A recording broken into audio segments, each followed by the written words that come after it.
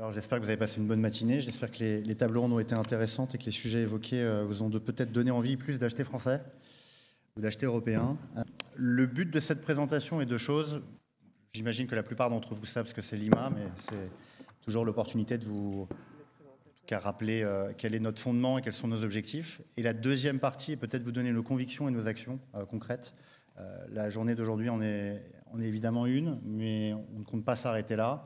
On pense qu'on peut peut-être aider à démarrer, ou en tout cas aider à contribuer à un élan pour permettre à la tech française de briller davantage. Et c'est ce que je compte vous présenter aujourd'hui.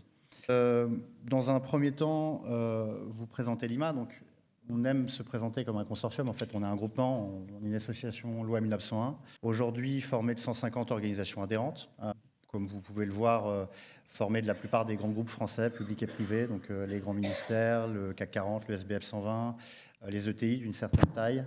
Également les centres de recherche à ne pas négliger, puisque font partie de l'IA, par exemple l'INRIA, le CEA, Paris-Saclay. Le monde de l'éducation, on a cette chance, puisqu'on est capable aussi de faire ce lien entre le monde éducatif et le monde de l'entreprise. Et donc un groupement qui aujourd'hui, en tout cas, réunit la plupart des grands comptes du pays sur tous les niveaux sectoriels, donc public, privé. Un groupement qui réunit aussi au sein de ces entreprises, et ce que je vais vous présenter dans quelques instants, toutes les différentes directions technologiques, voire même les métiers. Nous ne sommes pas un groupement de DSI, nous ne sommes pas un groupement d'innovation. Nous essayons de mettre en commun l'ensemble des gens qui influencent le choix technologique en entreprise. Quelques éléments de chiffrage qui peuvent être pertinents pour expliquer pourquoi est-ce qu'on souhaite se positionner dans ce chemin de défendre la souveraineté technologique nationale. Aujourd'hui, l'IMA représente donc, on atteindra bientôt les 150 organisations adhérentes. Ça représente une communauté d'à peu près 8000 personnes en position de responsabilité en entreprise. Encore une fois, ce sont des gens qui peuvent avoir des métiers très différents les uns des autres, des gens à la DSI, à la direction data, à la direction IA, à la direction digitale, mais aussi des gens au marketing, à la production, au commercial, qui vont en fait avoir dans leur rôle le choix technologique, en tout cas des prérogatives liées au choix technologique. Trois caractéristiques qui vont nous différencier, et je pense qu'ils nous rendent un petit peu uniques. Comme je vous le disais, on regroupe tous les secteurs d'activité, on regroupe tous les thèmes. Je précise, c'est très important, nous ne traitons pas de l'innovation produit, nous ne traitons que de l'innovation et de la technologie au sens structurel d'une entreprise, mais on essaye de traiter tous les sujets qui sont en fait structurels du numérique pour une entreprise. On évolue sur les sujets qu'on traite. Notre conseil d'administration change les sujets chaque année. Et il est important pour nous, justement, de traiter tous les sujets qui sont pertinents pour toutes vos entreprises et sur lesquels vous avez besoin d'échanger, puisqu'on part de la logique que certains d'entre vous sont toujours plus matures ou moins matures sur certains sujets et que si vous entraidez tous, évidemment, vous aidez au développement technologique du tout. Une troisième caractéristique dont je vous parlais à l'instant, c'est que nous ne sommes pas un groupement de corps de métier, nous ne sommes pas un groupement industriel. On ne réunit pas les DSI, on ne réunit pas les directeurs d'innovation, ce qui nous permet aussi d'avoir une diversité de points de vue qui apporte, je pense, beaucoup à l'échange au sein de l'IMA, au sein de nos groupes de travail. Je vous invite à récupérer les livrables. On fait à peu près une quinzaine ou une vingtaine de livrables par an. Vous verrez que ces livrables viennent vraiment de toutes les différentes directions technologiques et toutes les parties prenantes d'une entreprise et permettent d'avoir une diversité de points de vue qui, je trouve, apporte en tout cas à la qualité de nos productions. Une croissance rapide. On était encore 60 entreprises il y a maintenant 3 ans. On atteint bientôt les 150, avec pour objectif de passer à 200, 250, 300. Évidemment, croissance est portée par tous les nouveaux sujets technologiques qui vous impactent tous. L'intelligence artificielle a évidemment eu un impact très important sur notre croissance, puisqu'on a été, je pense, précurseur dans la capacité de permettre à l'ensemble des entreprises de France de pouvoir partager sur leur cas d'usage. L'IA générative, encore davantage, évidemment, puisqu'on a aujourd'hui sorti déjà 3 grands livres blancs sur l'IA générative, avec des recueils de cas d'usage qui, à mon avis, sont très pertinents pour vous tous. Un programme événementiel très chargé. On a un modèle cyclique qui est toujours le même, qui est le conseil d'administration définit des sujets qu'on doit traiter. De ces sujets, on tire des groupes de travail. De ces groupes de travail, on ressort des cas d'usage. De ces cas d'usage, une fois qu'on en a suffisamment, on tire des événements où on va restituer à l'ensemble de la communauté les cas d'usage les plus emblématiques qui ont été remontés. On traite, comme vous pouvez le voir, des sujets très divers et variés tout au long de l'année. J'aimerais quand même insister sur un événement en particulier, qui est notre sommet annuel, qui sera organisé chez notre partenaire Station F les 19 et 20 mars, qui s'appelle le DIMS. Le QR code que vous voyez vous permet, si vous souhaitez, de pouvoir vous inscrire et de regarder le programme. On traitera à nouveau le sujet de la souveraineté technologique et j'espère vous y voir nombreux. C'est donc à Station F les 19 et 20 mars. Excusez-moi, j'ai vu que... Voilà. Vous indiquez aussi que nous organisons depuis maintenant 2 ans des trophées de l'innovation en entreprise, les French Corporate Innovation Awards. L'édition 2025 s'est terminée avec énormément de candidatures reçues, plus de 80, une vingtaine de nominés officiels et une cérémonie de remise et un dîner de gala qui auront lieu la semaine prochaine, le jeudi 23 janvier, au Pré-Catlan à Paris.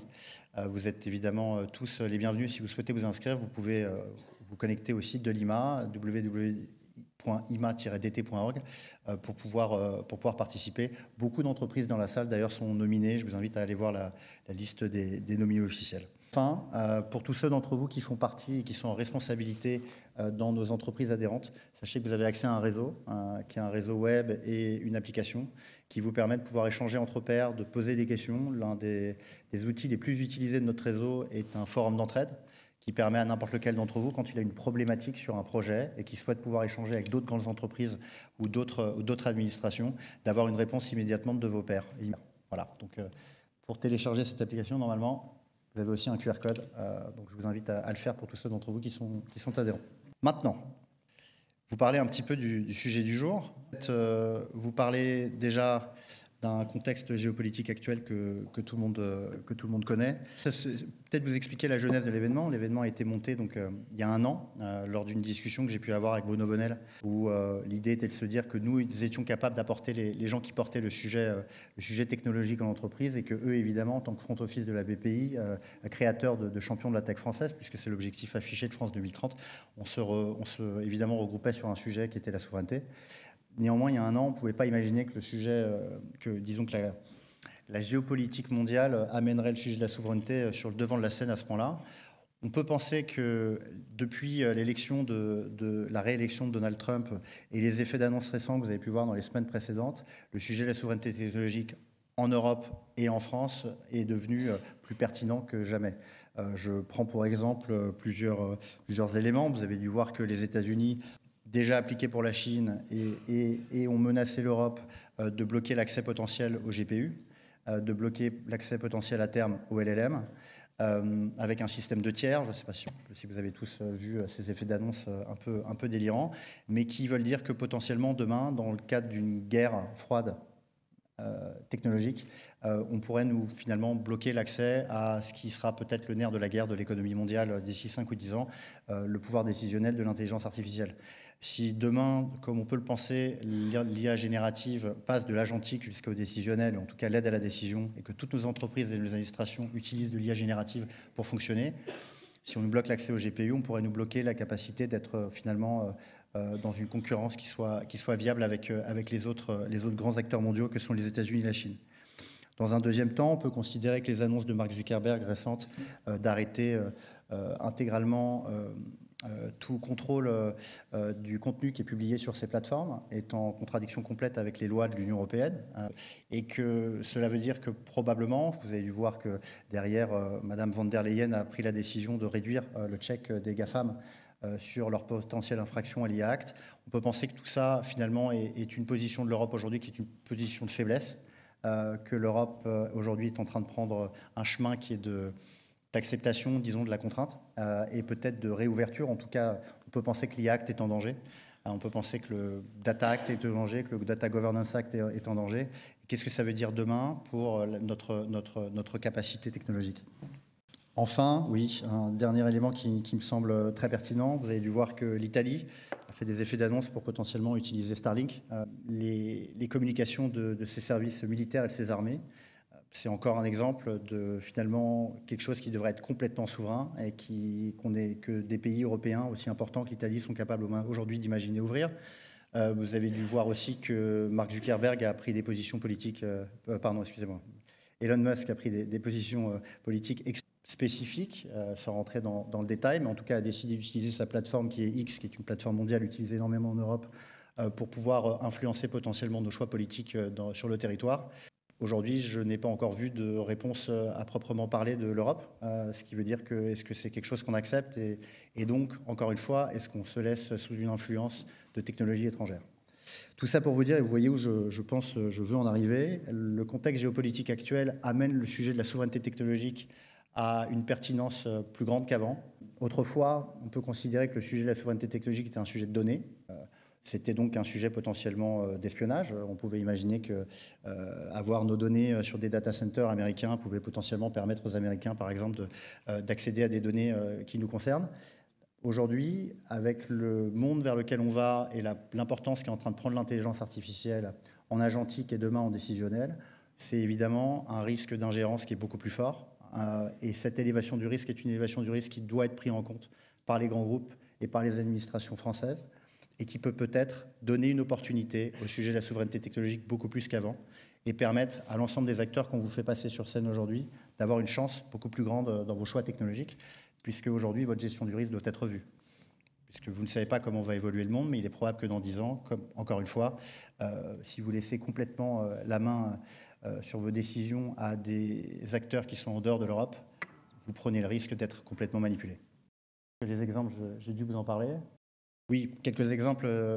Nokia ou Alcatel, par exemple, ont été des géants de la communication. L'Europe était bien partie en soi dans le développement d'une capacité, en tout cas, à répondre et à être un vrai bloc technologique en soi. Aujourd'hui, on peut considérer qu'on a perdu cette première bataille. On a perdu la bataille du cloud, on a perdu la bataille des environnements collaboratifs. Néanmoins, encore une fois, peut-être que les évolutions actuelles et les capacités que nous offre l'IA générative peuvent être un moyen de répondre. On peut aussi penser que dans le futur, le quantique, par exemple, peut être une nouvelle opportunité pour l'Europe, peut-être, de se redoter d'une capacité de réponse. Donc pourquoi la souveraineté technologique est cruciale? Je suis désolé, hein, je suis mon discours. L'Europe est encore trop dépendante des géants américains et chinois dans les domaines régaliens, hein, le cloud, la cybersécurité et l'intelligence artificielle, ce qui limite notre capacité à innover et, encore une fois, nous rend victimes potentielles de risques importants extérieurs. On peut prendre par exemple l'exemple du cloud souverain, que je reprends à nouveau, mais des acteurs comme OVH, comme Scaleway, comme Allscale sont capables de fournir des clouds qui sont hyper pertinents. Et pourtant, aujourd'hui, la très grande majorité d'entre vous continuez à être chez des hyperscalers américains. J'ai bien aimé ce qu'a dit Mick Levy tout à l'heure. En effet, peut-être que le sujet de la souveraineté aujourd'hui, si ce n'est un sujet de réglementation, personne n'en a rien à faire. Néanmoins, comme je vous le disais en introduction, peut-être que les évolutions géopolitiques doivent amener à peut-être en avoir quelque chose à faire enfin.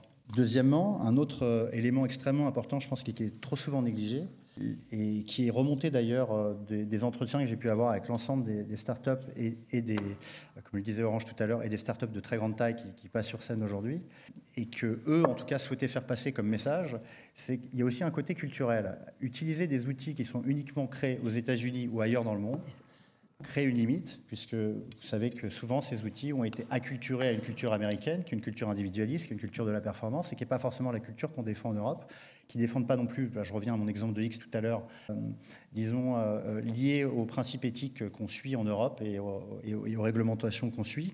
Et donc, permettre à des champions français ou des champions européens de se développer sur des marchés régaliens comme ça technologiques nous permet aussi d'avoir des outils qui nous ressemblent, qui sont adaptés à nos pratiques, qui sont adaptés à nos manières de travailler, à nos réglementations, et avec des équipes qui sont probablement sur place, capables de davantage customiser ce qu'ils développent, qui permettent d'avoir des solutions au final qui vont davantage vous ressembler, davantage répondre à vos cas d'usage, et donc être plus pertinentes. Il est important de noter que tout est encore possible. Évidemment, d'accord, si on prend cet état de fait tout à l'heure, on n'en a rien à faire, très bien, c'est qu'un sujet de réglementation, très bien, on a déjà perdu la guerre, très bien. Mais en réalité, comme je vous le dis, le sujet géopolitique peut encore évoluer, la faiblesse de l'Europe actuelle peut changer, la France a la capacité peut-être de répondre, peut-être que si on attend une réponse de l'Europe, on attendra trop longtemps, peut-être que c'est la France qui doit répondre en premier. Et les premiers qui peuvent impacter ce choix, les administrations publiques sont contraintes de le faire par la réglementation, c'est les groupes privés. C'est en fait les TPE et les PME, malheureusement, on ne va peut-être pas leur imposer ce choix, ça peut être trop compliqué, mais en tout cas, les grandes entreprises françaises, c'est les premières qui peuvent finalement lancer un vrai élan de choix technologiques souverains par une reprise en compte du risque et aussi par, c'est ce que j'indique derrière moi, peut-être grâce aux nouvelles technologies qui vont arriver, peut-être que l'IA décisionnelle, peut-être que le quantique, peut-être que la robotique intelligente, peut-être que ce genre de choses vont donner peut-être un nouvel élan à l'Europe et lui permettre de répondre. Une conviction qui est ressortie de l'ensemble des entretiens qu'on a pu mener avec les différentes startups et les partenaires technologiques qui sont montés sur scène, On a l'habitude en Europe, très souvent, de privilégier le monde de l'investissement, et évidemment pas dans les mêmes capacités que les Américains, ou des subventions. On fait des commandes publiques pour nos besoins spécifiques, mais ce qu'on ne fait pas, que font souvent les Américains ou que font les Chinois, c'est qu'ils choisissent un acteur et qu'ils font une commande publique massive qui permet à cet acteur de répondre à un cahier des charges et d'être prêt pour le marché, ce qui lui permet ensuite de pouvoir attaquer d'autres territoires et devenir un champion international.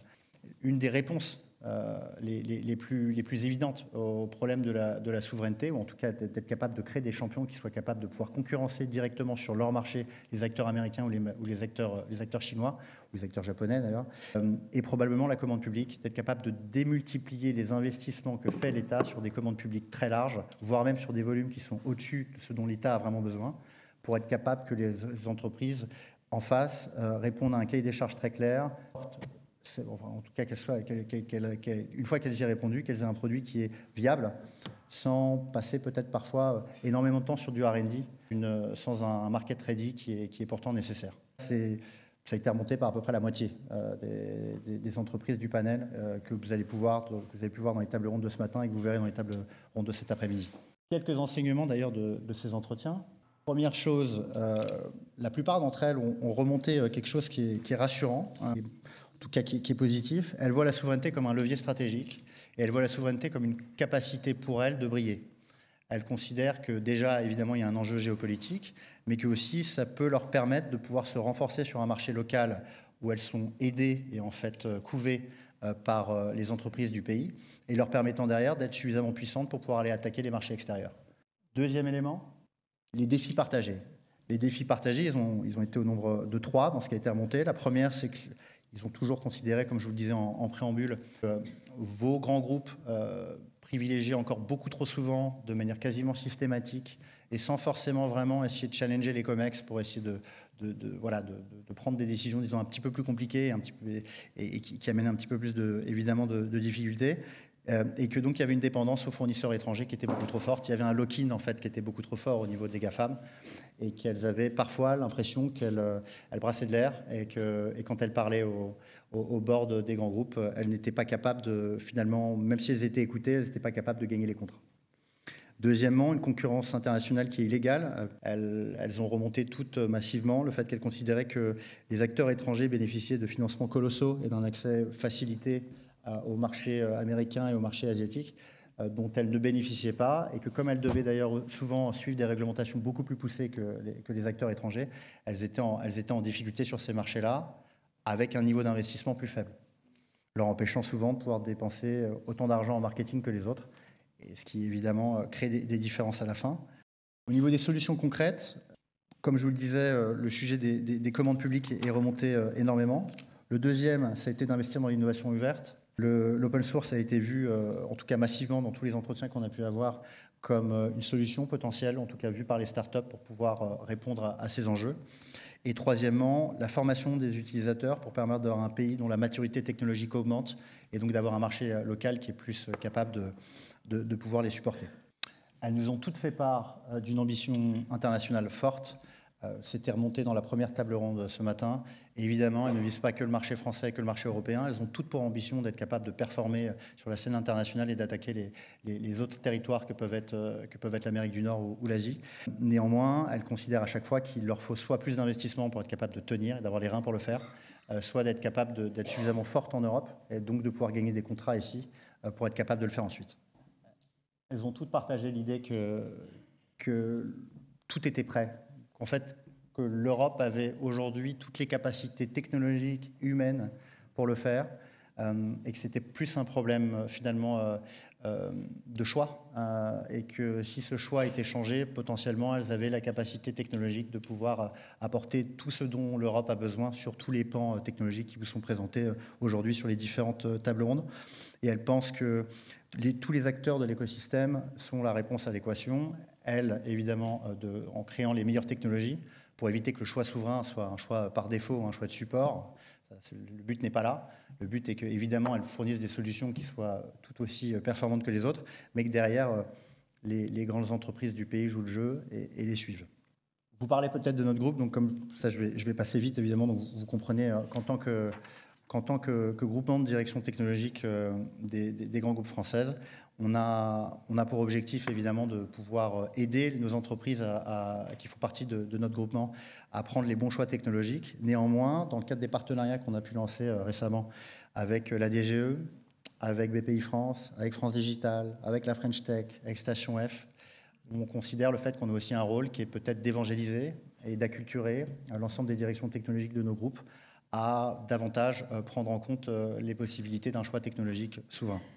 En termes d'initiatives, aujourd'hui, évidemment, ce sommet vous permet de voir un peu sur plusieurs marchés régaliens stratégiques, acteurs de la souveraineté technologique française, qui chacun ont l'opportunité de vous présenter leurs convictions, mais aussi, évidemment, en quoi est-ce que leurs technologies sont hyper intéressantes et pourquoi vous devriez potentiellement penser à travailler avec eux.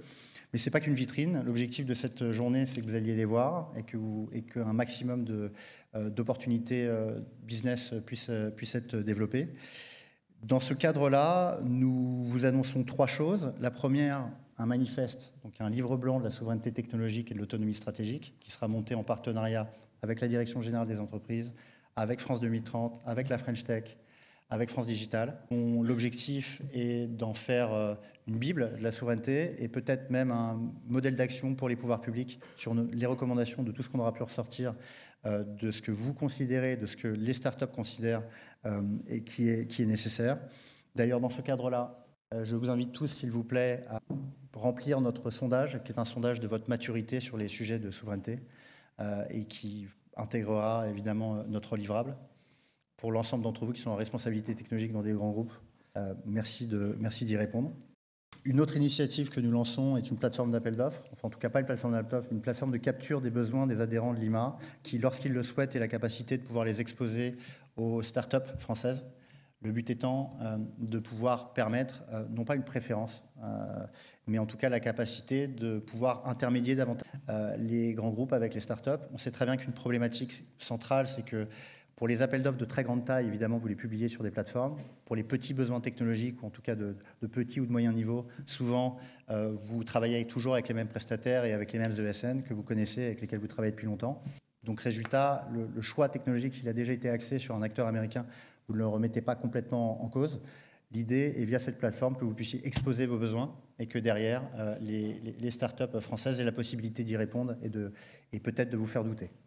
Voilà, enfin, conclusion de mon discours. Notre objectif à l'IMA et lors de cet événement et dans le cadre de ces événements que nous organiserons dans le futur et dans le cadre de ce manifeste est de promouvoir un patriotisme technologique. Le mot est souvent tabou, mais je pense qu'il est important dans la période actuelle et de vous influencer, ou en tout cas de vous pousser les uns et les autres à prendre en compte au maximum des sujets de souveraineté technologique.